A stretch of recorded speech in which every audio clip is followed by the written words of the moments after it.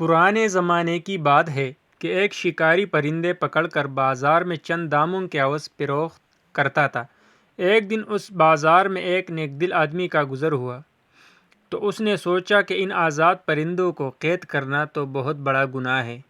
اس لیے اس نے ان پرندوں کو آزاد کرنے کا سوچا اور شکاری سے سارے پرندے خرید لیے۔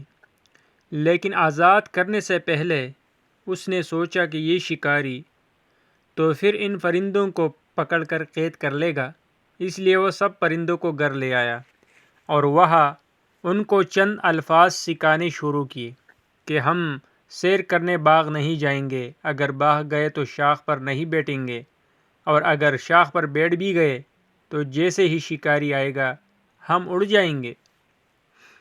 ایک عرصہ محنت کے بعد وہ نیک دل آدمی اپنی اس محنت میں کامیاب ہوا اور پرندے وہ بولی بولنے لگے۔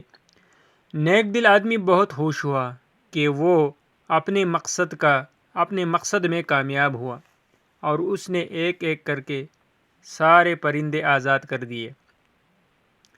اب یوں ہوا کہ دوسرے دن صبح سویرے جب شکاری باغ میں پرندے پکڑنے گیا تو کیا دیکھتا ہے کہ پرندے شاخوں پر بیٹھے گنگنا رہے تھے کہ ہم سیر کرنے باغ نہیں جائیں گے، اور اگر باغ گئے تو شاخ پر نہیں بیٹھیں گے، اور اگر شاخ پر بیٹھ گئے تو جیسے ہی شکاری آئے گا ہم اڑ جائیں گے۔ شکاری یہ دیکھ کر بہت خوش ہوا کہ اب تو ان پرندوں کی وہ منہ مانگی قیمت وصول کر سکے گا، اور یوں اس نے وہ پرندے پکڑ کر مہنگے داموں فروخت کر دیے۔ پرندوں نے تو صرف الفاظ رٹ لیے تھے، ان کو کیا معلوم تھا کہ باغ کیا چیز ہے، شاخ کیا ہوتی ہے، اور شکاری کس بلا کا نام ہوتا ہے، اور وہ اڑنا کسے کہتے ہیں۔ ہم مسلمانوں کا بھی آج کل یہی حال ہے۔ قرآن کو ہم سمجھتے نہیں تو سینوں میں کیسے اترے گا؟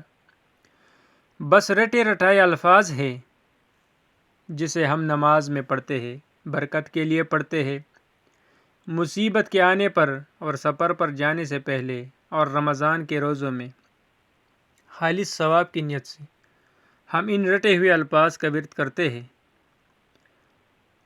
ان پرندوں کی طرح ہمیں بھی قانون کے اس کتاب کی سمجھ ہی نہیں کہ اللہ تعالیٰ نے اس میں ہم سے کیا مطالبات کیے ہیں، کون سے احکامات دیے ہیں اور کن چیزوں سے روکا ہے، کامیابی کے رموز کیا ہے اور خسارے کا راستہ کون سا ہے، ہمارا دوست کون ہے اور ہمارا دشمن کون ہے۔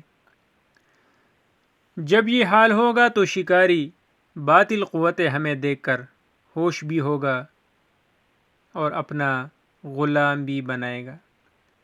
ہمیں بحیثیت مسلمان اپنے آپ پر غور کرنا چاہیے اور آج سے ہی قرآن مجید کا ترجمہ خود بھی پڑھنا شروع کر دینا چاہیے اور اپنے بچوں کو بھی پڑھائی کا بھی لازمہ حصہ بنانا چاہیے۔ ویڈیو کو پسند آنے کی صورت میں ہمارا چینل سبسکرائب کریں۔ شکریہ، مہربانی۔